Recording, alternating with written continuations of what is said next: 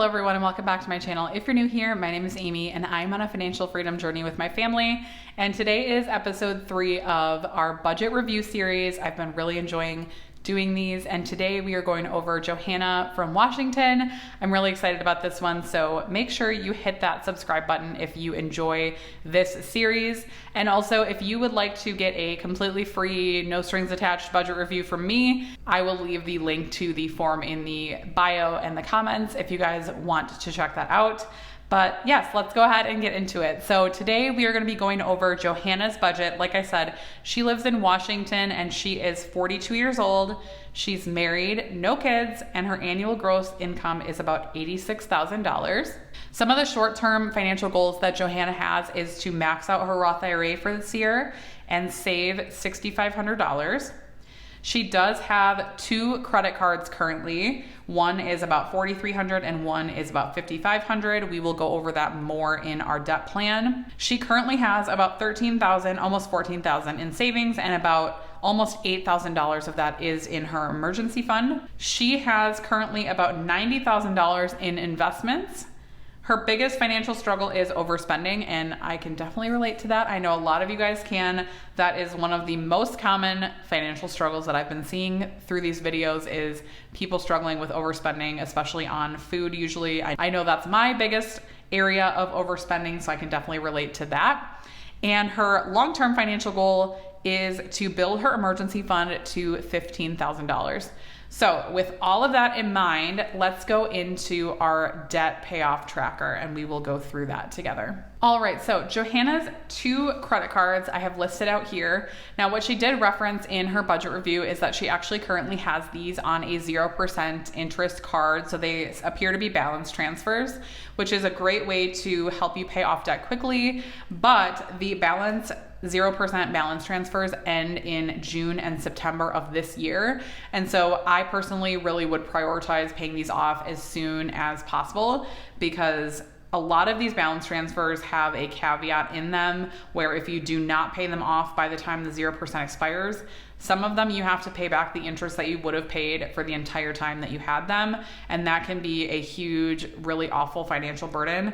So I would personally prioritize paying these off before those dates. So let's go ahead and figure out. So if we're starting in January, which I know I'm posting this pretty late in January, but let's go ahead and utilize January as our starting point. So for this first credit card, we have a $4,300 balance and that expires in June. So $4,300, and since there's no interest, it makes it a lot easier to figure this out. So we're gonna divide that by 6. So that would be 700, let's just say 717. And this is gonna be, so basically payment until it's paid off. So let's say 717 for that first one. And then for the second one, we actually have 9 months until September. And so that one will be 617. So total we're gonna want to pay on these credit cards every single month until their balance transfers are up is $1,334. Now what I would say is once we get this one paid off in June, I would just allocate this to this payment. So I would make a $1,300 payment to get this one paid off faster so that you can just get rid of it. But that is what I'm going to be targeting when we're looking at our monthly budget so that we can make sure that we get these paid off in a timely manner. Now, if we have more money, I would consider throwing that to this, but since they're 0%, we can kind of see where we're at with the budget. But generally, credit cards for me are a no-go. I would want to get them paid off as fast as possible, especially when you have these 0% interest transfers, because there can be those little caveats that like you could end up paying the back interest and you would not want to get into that. That would be really awful to have to pay back all of that interest that you were trying to save yourself from. So that's where we're at. Let's go ahead and look at Johanna's budget and see what we can do with these credit cards. All right, so let's go over Johanna's budget. So I did highlight in pink anything that I had kind of made adjustments on, and I will talk about those as we go through these expenses. So let's go ahead and go through. So total income for Johanna, this was what she had reported, was net income to her account was $4,752. She does say she gives 5% to her 403B, $133 to an HSA, and $19 for life insurance out of every paycheck. So she is investing for retirement, which is great.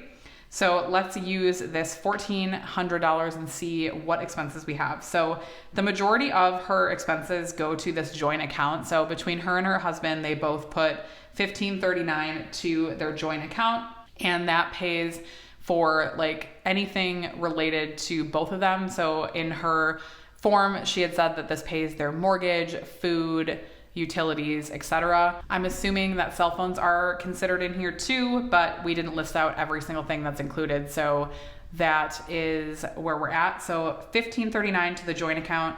Then she has some various subscriptions.